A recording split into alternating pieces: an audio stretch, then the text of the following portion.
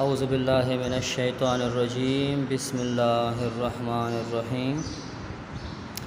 السلام علیکم پیارے بچوں، میرا نام قاضی عبدالباسط خلیل ہے۔ بیٹا لاسٹ ویڈیو میں ہم نے الطاف حسین حالی صفحہ نمبر 12 تک بیٹا یہاں تک ہم نے پڑھا تھا کہ حالی ایک ایسے ادیب ہیں جنہیں قدرت نے بہت سی صلاحیتیں دے کر پیدا کیا۔ وہ بیک وقت عمدہ نثر نگار، اعلیٰ شاعر، با اعتبار سوانح نگار اور بہت بڑے نقاد ہیں۔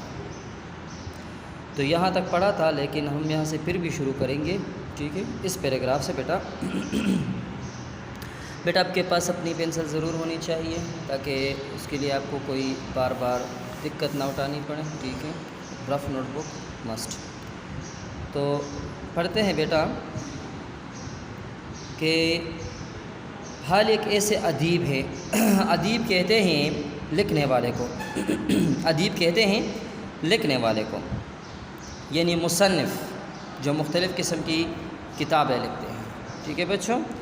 حالی ایک ایسے ادیب ہے جنہیں قدرت نے بہت سی صلاحیتیں دے کر پیدا کیا۔ بہت سی صلاحیتیں یعنی بہت سی خوبیاں، قدرت اللہ تعالیٰ کی طرف اشارہ ہے۔ اللہ تعالیٰ نے بہت سی خوبیوں کے ساتھ الطاف حسین حالی کو پیدا کیا۔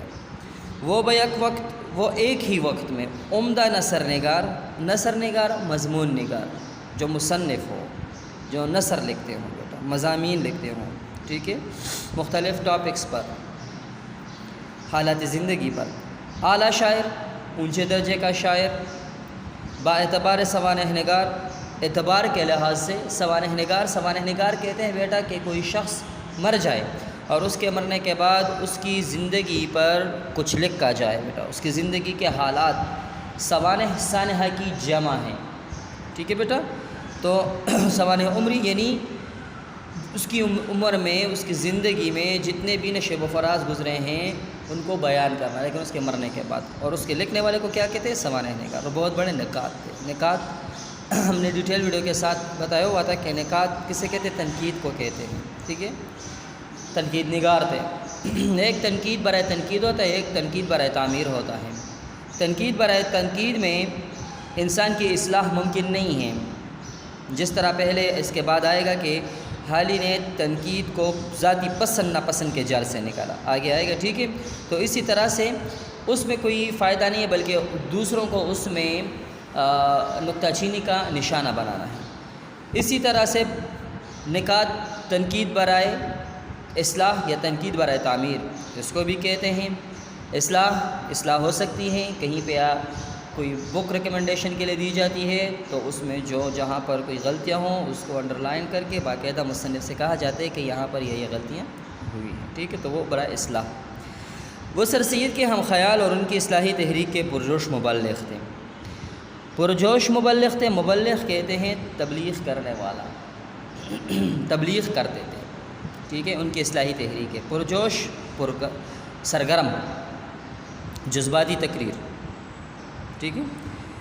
سادگی کہتے ہیں سادہ، سلاست کہتے ہیں آسان، مقصد، منطقیت منطق سے نکلا ہے، اور علم منطق وہ علم ہے جو ٹوسٹ دلائل اور شواہد کو اس کے ذریعے جھوٹ کو جھوٹ اور سچ کو سچ ثابت کرنے کے لیے کہا جاتا ہے۔ بے ساختگی جس پہ بناوٹ نہ ہو، رکاوٹ نہ ہو، ثقیل الفاظ نہ ہو، مشکل الفاظ نہ ہو، اور مدعا نگاری ان کی نثر کی اہم خصوصیات ہیں، ٹھیک ہے؟ مدعا نگاری مقصد بیان کرنا حالی کی اہم خصوصیات، اہم خوبیاں ہیں، مگر جو چیزیں انہیں اردو ادب میں منفرد مقام عطا کرتے ہیں۔ اب اردو ادب میں ان کو کس چیز سے زیادہ شہرت ملی؟ وہ ہے ان کی تنقید نگاری کی وجہ سے، ان کی تنقید نگاری ہیں۔ حالی کو اردو کا پہلا باقاعدہ تنقید نگار تسلیم کیا جاتا ہے۔ آبجیکٹو میں اکثر آتا ہے کہ حالی کو اردو کا پہلا باقاعدہ ڈیش تسلیم کیا جاتا ہے، تنقید نگار تسلیم کیا جاتا ہے۔ اردو کا باقاعدہ پہلا تنقید نگار کون تھا؟ آپ کو یاد ہونا چاہیے، وہ ہے الطاف حسین حالی۔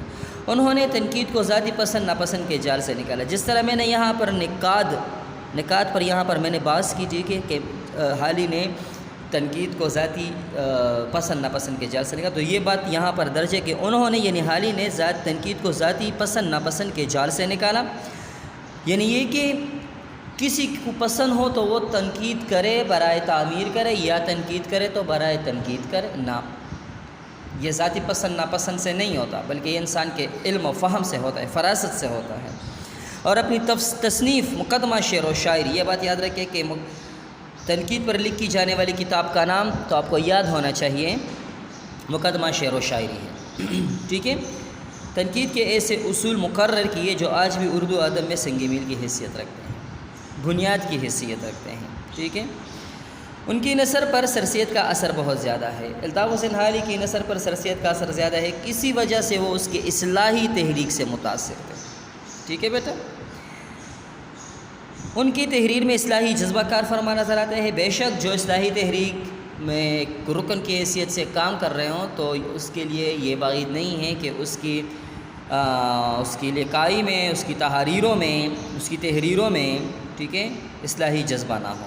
وہ بے مقصد انشاء پردازی کے قائل نہیں، بے مقصد فضول انشاء پردازی، مضمون نویسی یا مضمون نگاری کے قائل نہیں۔ ان کا اسلوب ایک دردمند انسان کے دل کی وہ اضطراری پریشان کو دردمند جو درد سے بھرا ہوا ہو، تڑپ، ٹھیک ہے، جو نوک قلم پر نمودار ہوتی ہیں، نوک قلم پر یعنی قلم کی نب پر، نوک پر لکھی جاتی ہیں، مطلب ایسی تحریریں کرتے ہیں کہ ان کی تحریروں میں حالی کی تحریروں میں وہ الفاظ ہیں جیسے پڑھنے والا ہے وہ سمجھ رہا ہے کہ جو شخص کے حالات لکھے ہیں، جس شخص کے حالات لکھے ہیں الطاف حسین حالی نے، ٹھیک ہے بیٹا، تو باقاعدہ طور پر وہ بیان ہو رہے ہیں اس شخص کی زبانی جس کے ساتھ سانحہ یا معاملہ ہوا ہے، ٹھیک ہے۔ ان کا اسلوب بے ساخت اور بے ساختہ، میں نے کہا بے ساختگی، یہاں پر بے ساختگی، پرتکلف، یہ مترادف ہے بے تکلف کا، ٹھیک ہے۔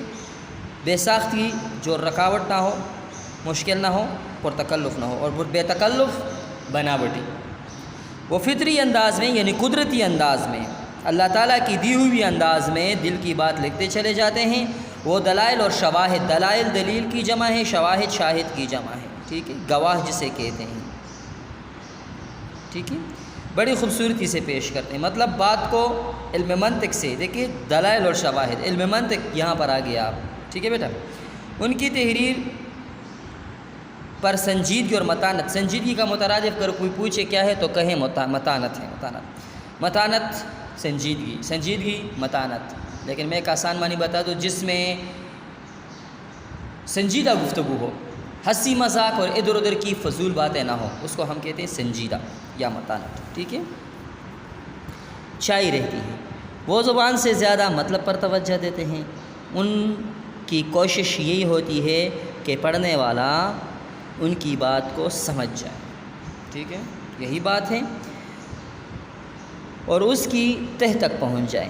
نثر ہو یا نظم، وہ حقیقت نگاری کے دامن کو نہیں چھوڑتے، حقیقت نگاری کے دامن کو مولانا الطاف حسین حالی کبھی بھی نہیں چھوڑتے، کیونکہ ان کو پتہ ہے کہ میں نے جو بات بتانی ہے، جو میں نے بات کرنی ہے، جو بات میں نے لکھنی ہے، میں نے اس شواہد کے ساتھ اس کو بیان کرنا ہے، ٹھیک ہے۔ انہوں نے 1857 کے ہنگامے میں چونکہ مسلمانوں کی بربادی کے حالات دیکھے تھے۔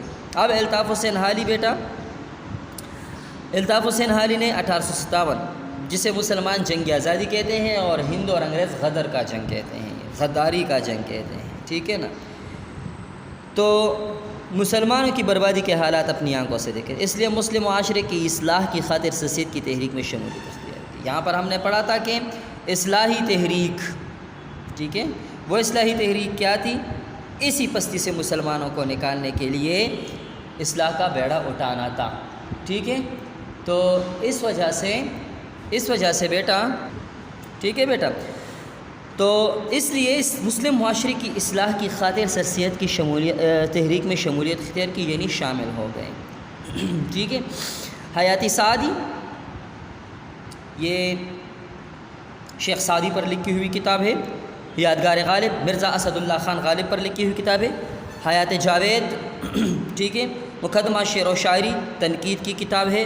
طبقات الارض اور دیوان حالی ان کی ایسی یادگار تصنیفیں جو ان کو شہرت دوام سے متصف رکھیں گی، ٹھیک ہے، متصف ملا ہوا رکھیں گی، منسلک رکھیں گی، ٹھیک ہے۔ ایک بات بیٹا، جب نثر کا تذکرہ آتا ہے الطاف حسین حالی کا، تو وہ تنقید نگار ہیں، کیا ہیں؟ نثر میں، ٹھیک ہے۔ یہاں پر دیکھیں اسلامی گداگری کی مذمت، اس کے مصنف کون ہیں؟ الطاف حسین حالی، ٹھیک ہے۔ ایک سوال یہ بھی یاد رکھیں، ایک جواب بیٹا، کہ مولانا الطاف حسین حالی کی تصنیف اسلامی گداگری کی مذمت کس کتاب سے لی گئی؟ مقالات حالی حصہ اول۔ اب نثر میں الطاف حسین حالی کی ادبی حیثیت تنقید نگاری ہے، لیکن نظم میں یہاں پر وہ شامل ہے بیٹا، ٹھیک ہے۔ یہ دیکھیں جی، آ گیا، یہ دیکھیں حمد صفحہ نمبر 100 پر ہے الطاف حسین حالی۔ اب یہاں پر ادبی حیثیت نظم گو شاعر آئے گا، ٹھیک ہے، ادبی حیثیت تنقید نگار نہیں آئے گا بلکہ نظم گو شاعر آئے گا، ٹھیک ہے بیٹا۔ تو یہ بات یاد رکھیں۔ مختصر سی کچھ الفاظ کے ساتھ ہم نے اسلام میں گداگری کی مذمت کے بارے میں پڑھا تھا، ٹھیک ہے۔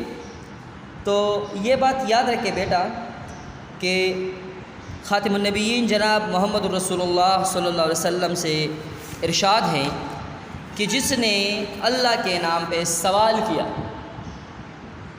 ٹھیک ہے، وہ ملعون ہے، یعنی وہ اس پر لعنت ہے۔ اب اگر ہم اپنے معاشرے میں دیکھیں تو ہمارے معاشرے میں ایسے کتنے لوگ ہیں، ٹھیک ہے، جو بھیک مانگتے ہیں۔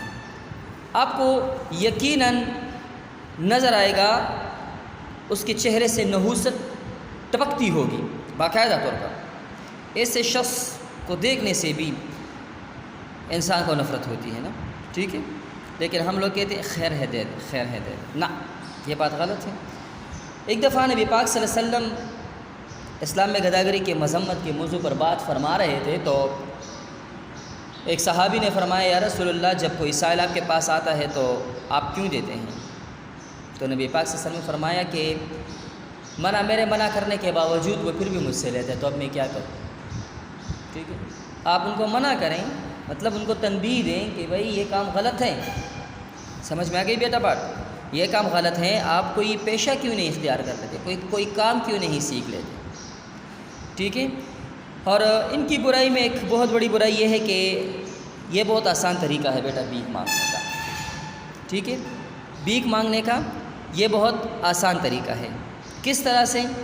وہ اس طرح سے کہ جہاں پر ایک خیرمار، ایک بھیک مانگنے والا جو پیشے کے لحاظ سے ایزیلی 800 1000 1500 تک کماتا ہے، وہاں پر ایک جوان اپنا پورا دن، یعنی صبح 8 سے لیٹ سپوز شام 5 تک وہ خوار ہوتا ہے مزدوری میں، دیہڑی میں، ٹھیک ہے، اور اس کو ملتے کتنے ہیں؟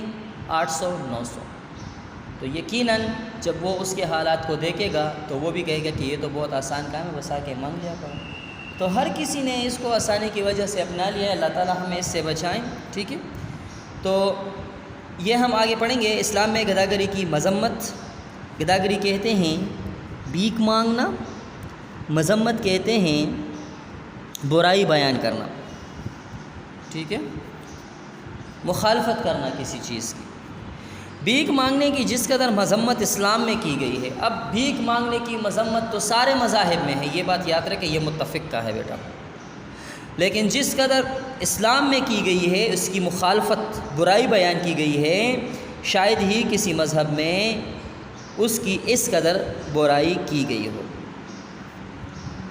کسی دوسرے مذہب میں ٹھیک ہے اتنی برائی بیان نہیں کی گئی جتنی بھیک مانگنے کی مذمت اور برائی اور مخالفت اسلام میں، دین اسلام میں بیان کی گئی ہے۔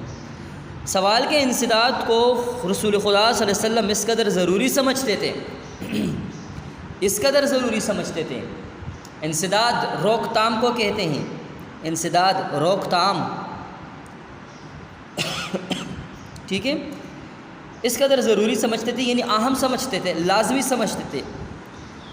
جس طرح آپ صلی اللہ علیہ وسلم توحید اللہ تعالیٰ کو ایک ماننا اور نمازی پنجگانہ یعنی 5 اوقات کی نماز، ٹھیک ہے، یعنی فجر، ظہر، عصر، مغرب، عشاء، یہ 5 اوقات کی نماز ہے، اس کو ہم کہتے ہیں نماز پنجگانہ کی تعلیم کی اہمیت دیتے ہیں۔ تکبیر اولیٰ کے ساتھ تعلیم کی اہمیت دیتے تھے کہ آپ تکبیر اولیٰ پہلے اقامت کے ساتھ، اقامت کے پہلے الفاظ کے ساتھ نماز پڑھیں اور اللہ تعالیٰ کو ایک مانیں، ٹھیک ہے۔ چنانچہ عبد الرحمن بن عوف بن مالک رضی اللہ تعالیٰ عنہ فرماتے ہیں، جن لوگوں نے بیعت کی تھی، یعنی قسم کھائی تھی نبی پاک صلی اللہ علیہ وسلم کے ساتھ کہ آپ پیغمبر ہیں، بعض کو میں نے دیکھا کہ اگر کسی کے ہاتھ سے سواری کی حالت میں کوڑا بھی گر جاتا تو وہ اس خیال سے کہ کہیں یہ بھی سوال میں داخل نہ ہو، کسی راہ چلتے سے اپنا کوڑا نہ مانگتا تھا۔ اب دیکھیں، جن لوگوں نے تصدیق کی تھی، اقرار کیا تھا، قسم کھائی تھی، بیعت کی تھی، تو ان میں سے عبد الرحمن بن عوف سے یہ روایت ہے۔ عبد الرحمن رضی اللہ عنہ فرماتے ہیں کہ میں نے ایسے اشخاص کو دیکھا، کچھ کو ایسے دیکھا کہ اگر وہ گھوڑے پہ سوار ہے اور اس کے ہاتھ سے کوڑا گر گیا تو وہ کوڑا اٹھانے کے لیے بھی نہیں کہا کرتے تھے۔ کیونکہ ایسا نہ ہو، وہ اس سے ڈر رہے تھے کیونکہ یہ کسی سوال کے ذمے میں نہ آئے، زمرے میں نہ آئے، اور اس وجہ سے وہ اس میں بہت احتیاط برتے تھے۔